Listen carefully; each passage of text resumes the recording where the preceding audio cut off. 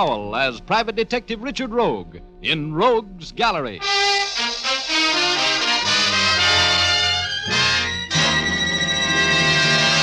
This chiseler's got you all fouled up in a murder, baby. You'll fry for it. Senor Rogue, I don't know anything about a murder. Tippy killed him. He killed Maxon. Conchita knows nothing about it. Stop being chumps, will you? You're both in this with me. You helped me frame Rogue for it. With Maxon Khan, I'm the biggest operator in town. All we have to do is kill Rogue, and we got the world by the tail. You'll all go to the chair for it. You can't get away with killing me. I'm going to kill you, Rogue, right now. If you've got anything to say it, because here it comes, fall guy.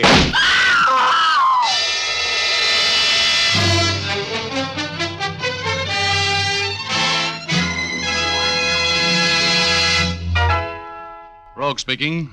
This afternoon, I found a little case in my crime gallery that brought back memories. You just heard a little of it, enough to know that I was framed for murder. I call the story Little Old Lady, and I'll tell you all about it in just a minute. And now I'd like to go on with my story. Okay, here's Dick Powell as Private Detective Richard Rogue in another personally conducted tour through Rogue's Gallery.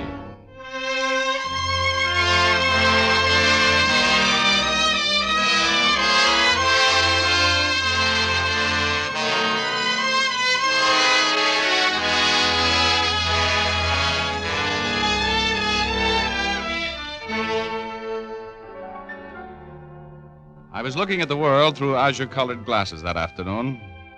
I was as low as a centipede's hangnail and just about as irritated. A couple of lush cases I'd been working on had blown up without paying off, and the girl I was madly in love with that week was madly in love with some other guy. I needed some money, I needed a vacation, and I needed a new love interest. When the door to my office opened, and in walked a Latin-type panic who made my heart beat in a rumba rhythm that would have made Cougat sound like Spike Jones. I just sat there trading my blue thoughts in on a lot of purple ones while she closed the door behind her and walked toward me. You are Richard Rogue, the detective? The celebrated detective, yes. What can I do for you? I need your help, Senor Rogue. Okay. What's your name? Conchita Morales. Oh, the singer, huh? That's right. I'm in trouble, Senor Rogue. You know, I sort of suspected that was why you came to see me. What's your difficulty? Well, it's hard to explain, but there is a man in this town who is threatening me. Well, that's not hard to explain. You're the sort of a girl who is liable to be threatened. What do you mean by that, Senor Rogue? Well, that you are beautiful and extremely desirable and, pardon me, Miss Morales. I shouldn't have said that. I'm just in a kind of an impolite mood today, I guess. Then you don't really think I am beautiful or desirable? Don't let that glassy look in my eyes fool you, Conchita. I can see, and what I see pleases me, if you go for understatements. Then you will help me. You know, beauty's a wonderful thing, Mexican type, but so is money. My time's for sale. I have money. I will give you $250 if you will help me. What do you want me to do? I want you to get some letters back for me. Oh? Why? Because I write them when I'm very young and foolish to a man I think I love. I do not love him. I hate him. I want to marry someone else, that man I love, but I cannot because of these letters. Oh, here. Slow it down to a gallop, Conchita. I'm getting a little confused. Who has the letters? Frank Maxon is his name. He's no good. He is what you call a poor loser. Uh-huh. And who is this man you love at the moment? Tippy Tyler. We will be married soon. Oh, you will be married soon. Well, in that case, let's make this strictly business. What do you want me to do? I'm having dinner with Frank tonight at the Club Cuba. I want you to meet us there. I want you to tell him he must give me back my letters. If he knows that I have employed you to help me, he will give them up. He is without courage. Don't see how I ever think I was in love with him. Frank is considered quite a ladies' man, or was, before you went up on that income tax rap a couple of years ago. Yeah, I understand the boys in his mob are giving him a little trouble since he got out. Where's that $250 you mentioned a while ago? It is here. Just a moment. That's a retainer. If the case gets tough, it's going to cost you plenty more, Conchita. You know that? I do not care. I must have these letters. Here is $250. Thank you. And now, what time do I meet you at the Club Cuba? Be there at 9. And I'm warning you, Mr. Rogue. Come prepared for trouble.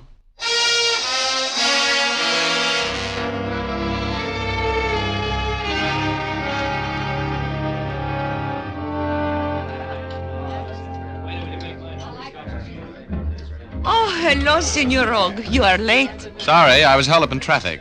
Oh, hello, Frank. Well, what are you doing here, Rogue? Conchita invited me. Sit down, please. Thank you.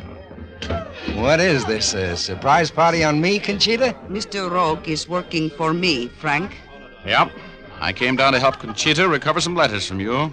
How about it? Nice of you to be interested, Rogue, but Conchita and I can take care of our own affairs without any outside assistance. Goodbye, Rogue. No, I like it here. Where are the letters, Frank? You bore me, Mr. Rogue. I wish you'd leave. I can give them to you, Richard Rogue. I want those letters, Frank.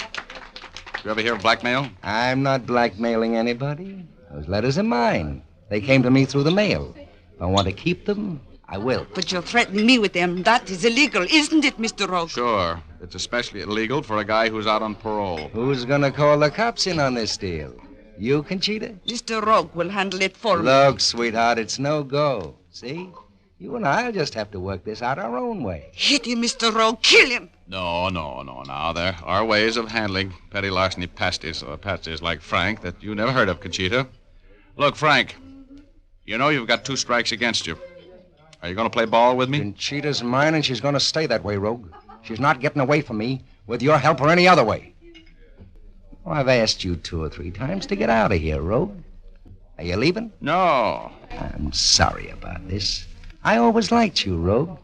Oh, Smitty, Yes, Mr. Maxon? will you ask the boys to throw Mr. Rogue out, please? Your thugs lay a hand on me, I'll break your neck, Maxon. We'll see. Throw him out, boys.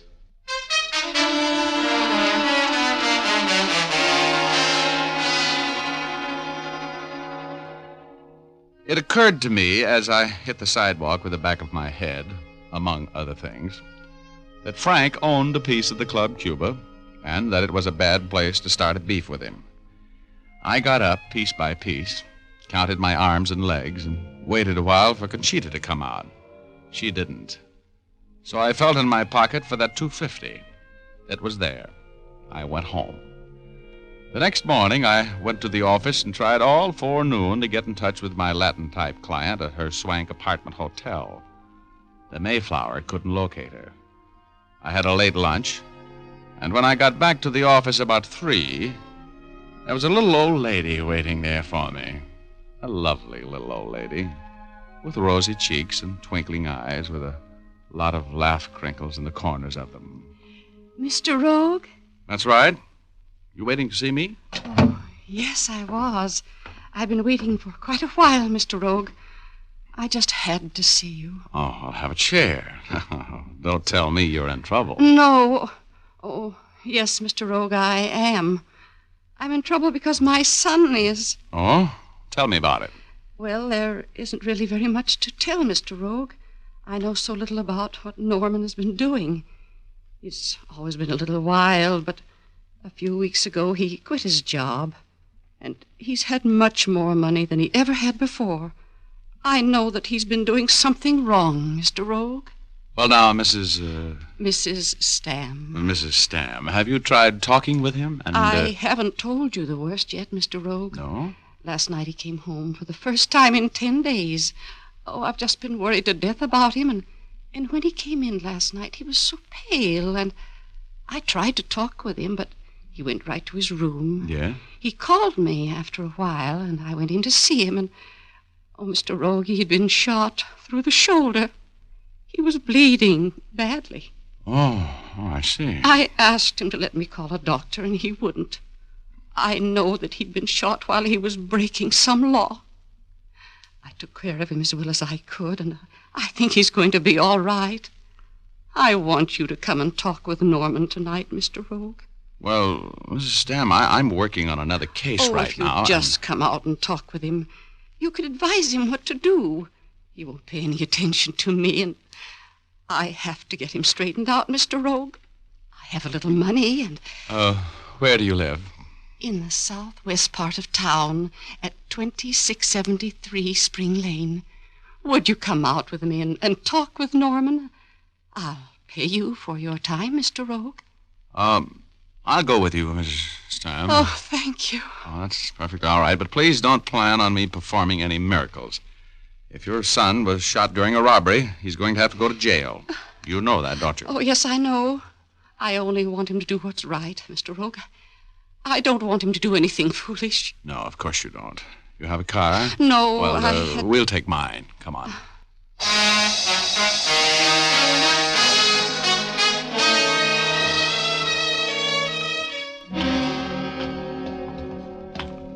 Well, you certainly have plenty of privacy out here, Mrs. Sam. Yes, it's lonesome. But my husband bought it many years ago. He thought then that it would build up out here, but it hasn't. Did your son know you were coming in to see me? Oh, no, I didn't tell him. He's right here in the front bedroom, Mr. Rogue. Oh, please try to understand Norman, Mr. Rogue. He's a very sensitive boy. Oh, all right. I'll take it easy with him. He's gone!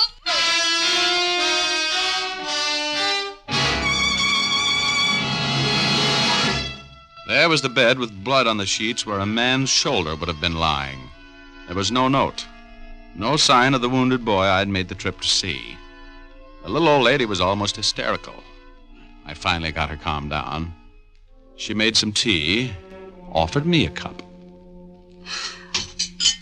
I should never have gone away and left him. I should have known better. He was frightened, Mr. Rogue. Now, drink your tea, Mrs. Stamp. Don't cry. Don't worry. I'll take care of everything for you. We'll find him. You will help me, won't you, Mr. Rogue? Oh, of course. Please drink your tea. Don't you like it? I love it, yes. It's, it is a little bitter. It's a special kind my oldest boy sent me from China. Well, I'm feeling a little woozy. You are? Well, that's right. That's the way it should be. You poisoned me, you... That's right, Mr. Rogue. I did.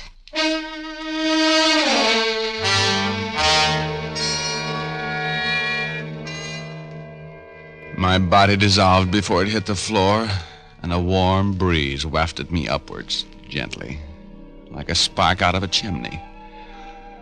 I was drowsy and happy when I hit cloud number 8. I was at peace with the world until I heard that nail-file laugh of my alter ego.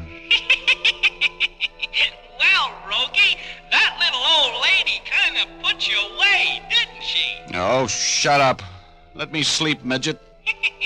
Don't you think you better get downstairs and see what's going on? Why? Oh, there must be some reason why Mrs. Stam, if that's her name, gave you those knockout drops. Look at you, knocked out by Lavender and old Mickey's. Bright boy. Why do you suppose she did it, Pest? Oh, I don't know, but you'd better find out. You're in a jam, Rogie. Oh, I'll bet that Conchita dame fits in here someplace. Get out of here, Rogie. Okay. Don't push, Ugor. You're my friend. Going down. Going down. Next stop, planet Earth. Last car just leaving. Cut it out. Well, look out. Oh, here I go again. Goodbye, Rogie.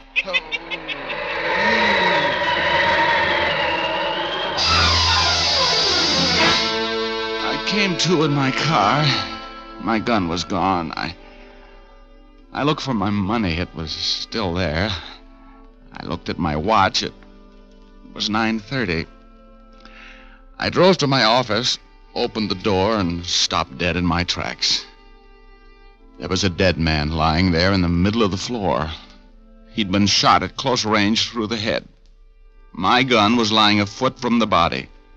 The gun that had been stolen from me while I was knocked out. I closed the door and leaned up against the wall to think. I was still leaning there when the door opened.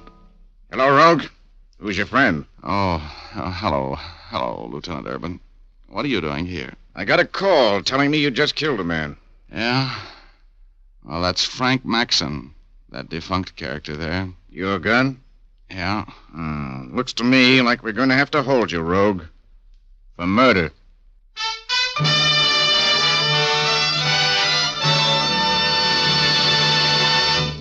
We'll return to our story in just a moment.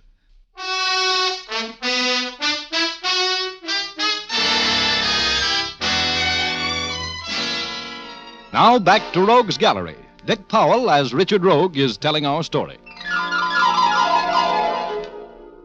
What started out to be a very quiet day brought Conchita Morales, the Mexican singer, to my office. She wanted to get some letters back from a Frank Maxon. I went with her to meet Maxon in a cafe, and we had a brawl in front of plenty of witnesses. After I made a few threats, I got thrown out. Next morning, I tried to find Conchita and couldn't. That afternoon, a little old lady came to my office, told me her son Norman Stamm had been wounded in a holdup, and I went with her to her home. When we got there, her son was gone. I drank a cup of tea, which was sweetened with knockout drops, and, I woke up in my car, drove to my office, and walked in to find Maxon, the man I'd threatened, shot to death with my gun. While I was standing there wondering what to do next, Lieutenant Urban of Homicide walked in. Looks like we're going to have to hold you, Rogue. For murder. Oh, I didn't kill him. You threatened him in a cafe last night. Plenty of people heard you. Where do you get all your information? The little bird that told me he was dead. That you'd killed him. Oh, but I just got here. I've been gone since about 3:30 this afternoon. Yeah? Maxon looks like he's been dead since about 7. Where were you at 7? Well, an old lady came in here this afternoon to see me, and I went out to her home with her. You mean you've got an alibi? I don't know. What do you mean you don't know? You either got one or you haven't. Well, I went out to see this woman's son. He wasn't there when we got there. So you came back here and killed Maxon. Look, Rogue. Somebody phoned Maxon at 6 o'clock and told him to be here at your office at 7. How do you know so much? We've been on the case since 7:30, Rogie. Looks like you went a little too far this time. Look, Urban, I was doped. I've been out of the picture since about 5:30. And while I was out, somebody lifted my gun. Rogie, just put yourself in my place. I find a guy you've threatened to kill dead in your office, shot with your gun. Yeah. Then instead of an alibi, you give me a fairy story about wicked old witches and knockout drops. Where does this old lady live? This one that kidnapped you? Out southwest on Spring Lane. Let's go out there and talk to her, Urban. Okay? Okay, Rogie? We'll just ride in the squad car, just in case, eh?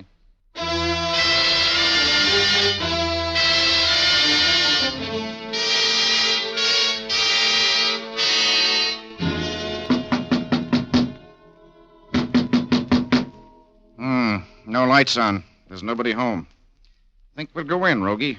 As long as you say there's a wounded man in here, I don't have to have a warrant. Try the door. Well, it's unlocked. Come on. Turn on the lights. Well, they don't go on. You got your flashlight? Yeah.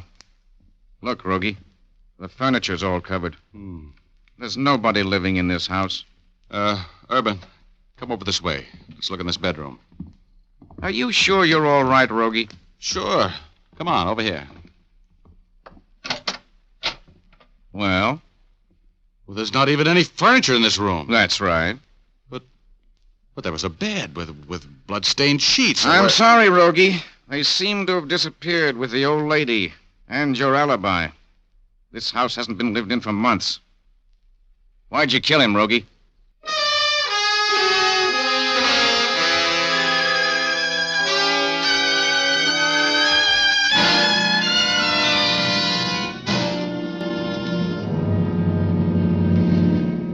Look, Urban, you know me better than to think I'd pull a dumb rub out like that in my office. Yeah, but there are no fingerprints on that gun but yours, Rogie. And he was killed in your office, and you don't have an alibi. What am I supposed to do? I'm a cop. I've got to believe the evidence. Oh, sure, I can see it that way. Well, I've been framed by an expert. Have any ideas? Some vague ones. Well, I'm gonna pull up here and get some cigars in that cigar store. If you're not here when I get back, I'll expect you at headquarters in an hour. Thanks, Urban. Good luck, Rogie.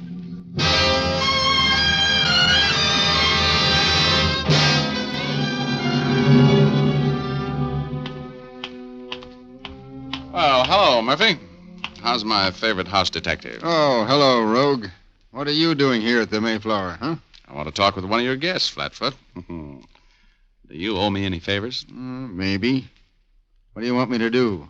Give me the pass key to Conchita Morales' apartment. You want me walking the streets? Now, just give me the pass key. And if you hear any shooting, come up. What's the deal, Rogue? A little murder. Is she in? Do you know? Oh, Conchita isn't in. The old lady's up there, though. The old lady? Look, Murphy, what old lady? I'm looking for an old lady. Huh? Oh, you mean Conchita's mother? Yeah, she's... Conchita's mother? Hey, a little old lady about this high? Eyes with lots of laughs in them? Yeah. White hair, plump? That Conchita's mother? Sure it is. Her name's Shea. So's Conchita's. Huh? Her real name's Ellen Shea. Oh. She's no Mexican dame. No kidding. Hey, give me your rod and a pass key.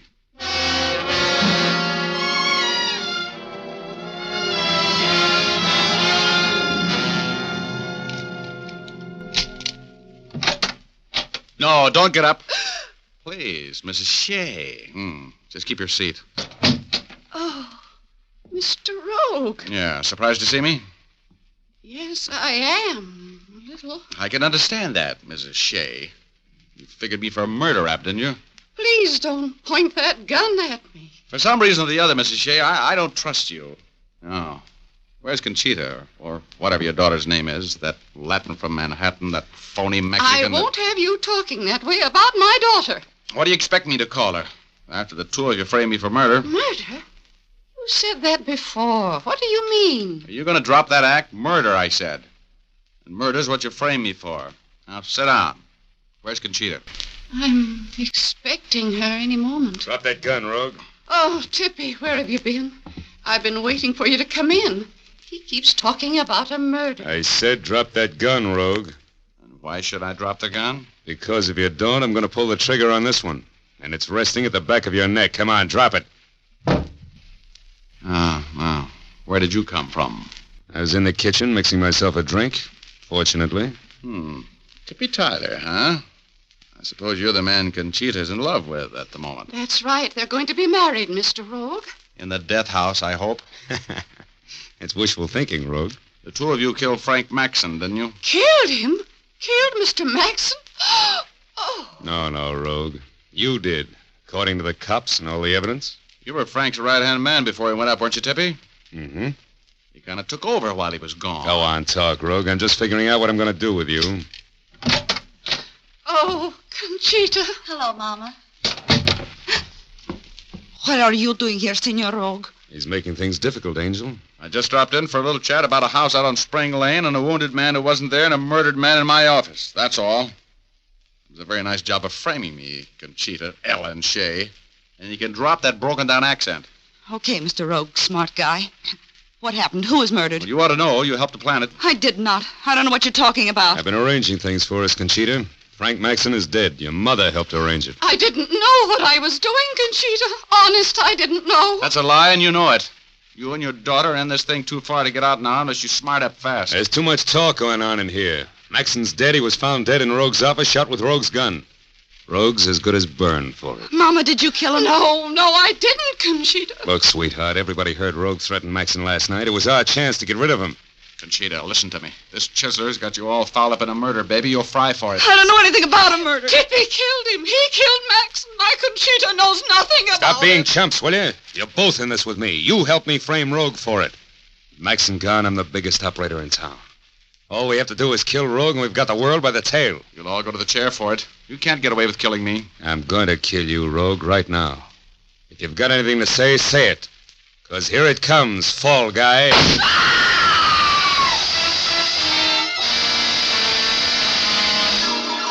The little old lady picked up my gun and let Tippy have it right between the eyes. He never knew what hit him. The house dick came charging in, and she told him the whole story. Tippy owned that house she took me to. He framed it with the old lady to get me out of the way, giving her some cock-and-bull story about wanting to search my apartment. She pleaded guilty to giving me the knockout drops, but denied, knowing that he was framing me for murder. And as long as she saved my life and gave me an alibi for the time of the murder, I believed her. The judge let her off with a suspended sentence at my request. Conchita was very grateful to me.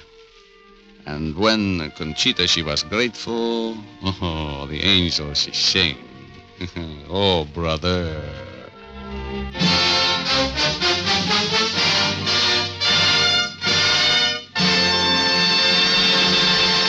This is Dick Powell again, ladies and gentlemen. Don't I meet some lovely people in these stories? They love murder like Richard Rogue loves money, and it makes a very happy combination. Ray Buffum wrote the story, Leith Stevens composed and conducted the music, and Dee Engelbach produced and directed. Thanks for listening, and good night, all.